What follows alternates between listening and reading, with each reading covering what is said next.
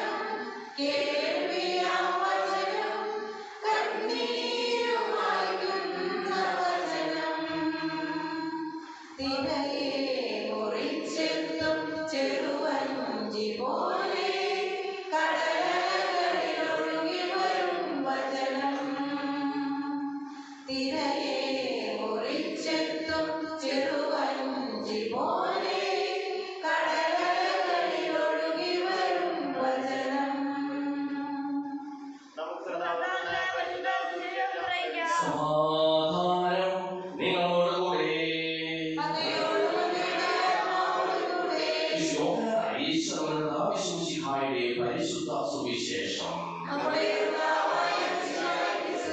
10-ാം അധ്യായം 31 മുതലുള്ള തിരുവചനങ്ങൾ. തമ്പുരാൻ അവരുടെ വാക്കുകളിൽ അവരുടെ രക്ഷാകര പ്രവർത്തികളിൽ വിശ്വസിച്ച് അവരുടെ സാക്ഷ്യം നൽകുന്നവരാകുക. യഹൂദർ യേശുവിനെ അറിയുവാൻ വീണ്ടും കല്ലുകൾ എടുത്തു. യേശു അവരോട് ചോദിച്ചു, പിതാവിനുള്ള അനേകം നല്ല പ്രവർത്തികൾ ഞാൻ നിങ്ങളെ കാണിച്ചു. ഇവയിൽ ഏത് പ്രവൃത്തി മൂലമാണ് നിങ്ങൾ എന്നെ കല്ലെറിയുന്നത്? യഹൂദർ പറഞ്ഞു, ഏതെങ്കിലും നല്ല പ്രവൃത്തികൾ മൂലമല്ല, ദൈവദൂഷണം മൂലമാണ് ഞങ്ങൾ നിന്നെ കല്ലെറിയുന്നത്. കാരണം മനുഷ്യനായിരിക്കെ നീ നിന്നെ തന്നെ ദൈവമാകുന്നു. യേശു അവരോട് ചോദിച്ചു, നിങ്ങൾ ദൈവങ്ങളാണ് എന്ന് ഞാൻ പറഞ്ഞു എന്ന് നിങ്ങളുടെ നിയമത്തിൽ എഴുതപ്പെട്ടിട്ടില്ലേ? വിശുദ്ധ ലിഖിതം നിറവേറാതിരിക്കുകയില്ലല്ലോ. ദൈവവചനം ആരുടെ അടുത്തേക്ക് വരുന്നുവോ അവരെ ദൈവം എന്ന് അവർ വിളിച്ചു. അങ്ങനെയെങ്കിൽ പിതാവ് വിശുദ്ധീകരിച്ച് ലോകത്തിലേക്ക് അയച്ച എന്നെ ഞാൻ ദൈവപുത്രനാണ് എന്ന് പറഞ്ഞതുകൊണ്ട് നീ ദൈവദൂഷണം പറയുന്നു എന്ന് നിങ്ങൾ കുറ്റപ്പെടുത്തുന്നു. ഞാൻ എന്റെ പിതാവിന്റെ പ്രവർത്തികൾ ചെയ്യുന്നില്ലെങ്കിൽ നിങ്ങൾ എന്നെ വിശ്വസിക്കേണ്ട.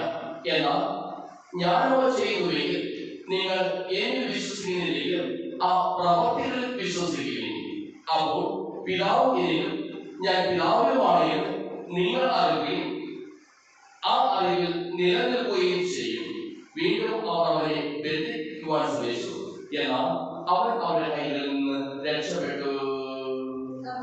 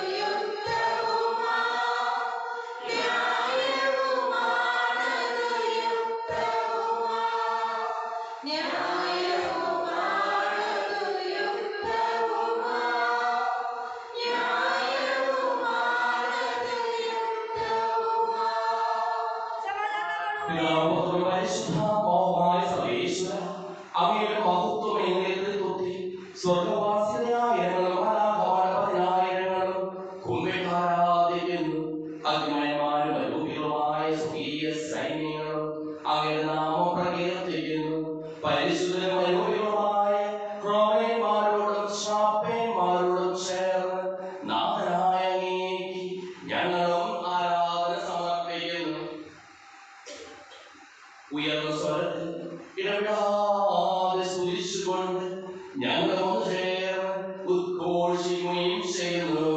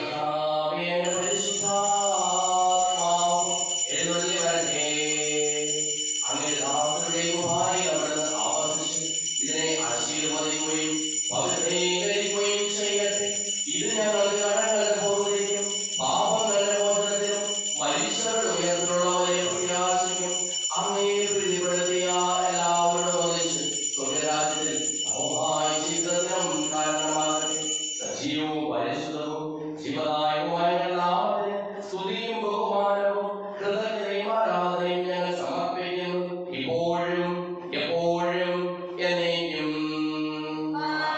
ദൈവമേ, അങ്ങയുടെ കൃപയ്ക്കൊത്ത വിധം എന്നോട് ദയ തോന്നണമേ.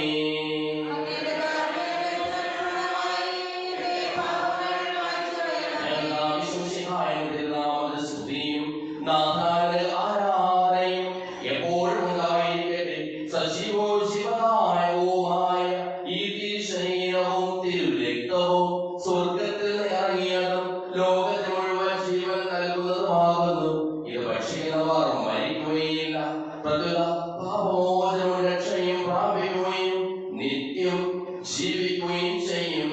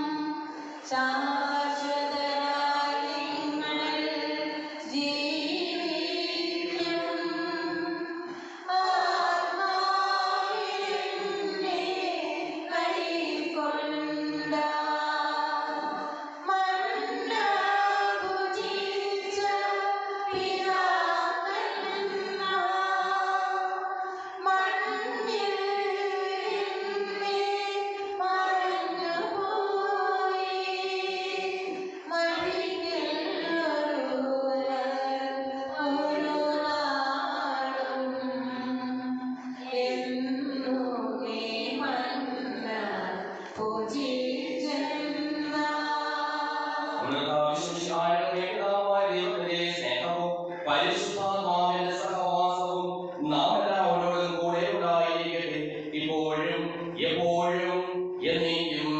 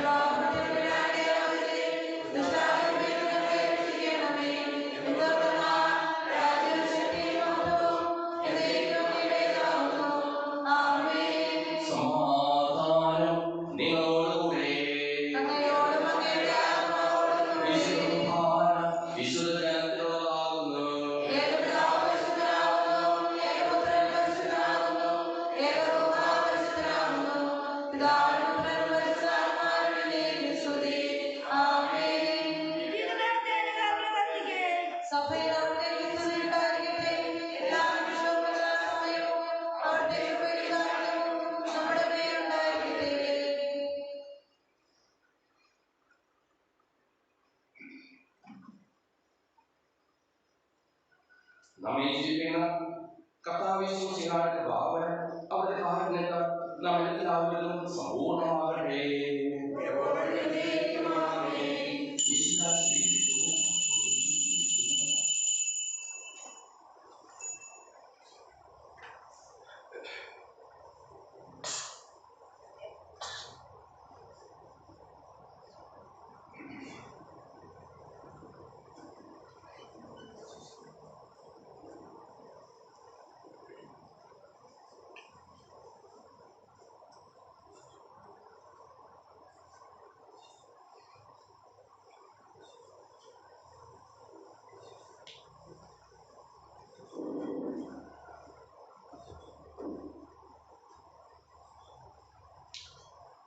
കണ്ണീരൊപ്പി കരുണയാലെന്നെ തഴുകിത്തലോടിയ ദൈവപിതാ. കണ്ണീരൊപ്പി കരുണയാലെന്നെ തഴുകിത്തലോടിയ ദൈവപിതാ. കടലങ്ങൾ നീക്കി തിരുവാരിലെന്നെ പുൽകിയുറക്കുന്ന വാത്സല്യമേ. കടലങ്ങൾ നീക്കി തിരുവാരിലെന്നെ പുൽകിയുറക്കുന്ന വാത്സല്യമേ. കണ്ണീരൊപ്പി കരുണയാലെന്നെ തഴുകിത്തലോടിയ ദൈവപിതാ. ഞാനുറങ്ങുമ്പോൾ രാവിൽ കാവലായി നിൽക്കുന്ന സ്നേഹം, ഞാനുണരുമ്പോൾ കൂടെ കൈനീട്ടിയെത്തുന്ന സ്നേഹം. ആ സ്നേഹം ദിവ്യസ്നേഹം യേശുവേ നീ തരൂ. ആ സ്നേഹം ദിവ്യസ്നേഹം യേശുവേ നീ തരൂ. കണ്ണീരൊപ്പി കരുണയാലെന്നെ തഴുകിത്തലോടിയ ദൈവപിതാ. കടലങ്ങൾ നീക്കി തിരുവാരിലെന്നെ പുൽകിയുറക്കുന്ന വാത്സല്യമേ. കണ്ണീരൊപ്പി കരുണയാലെന്നെ തഴുകിത്തലോടിയ ദൈവപിതാ.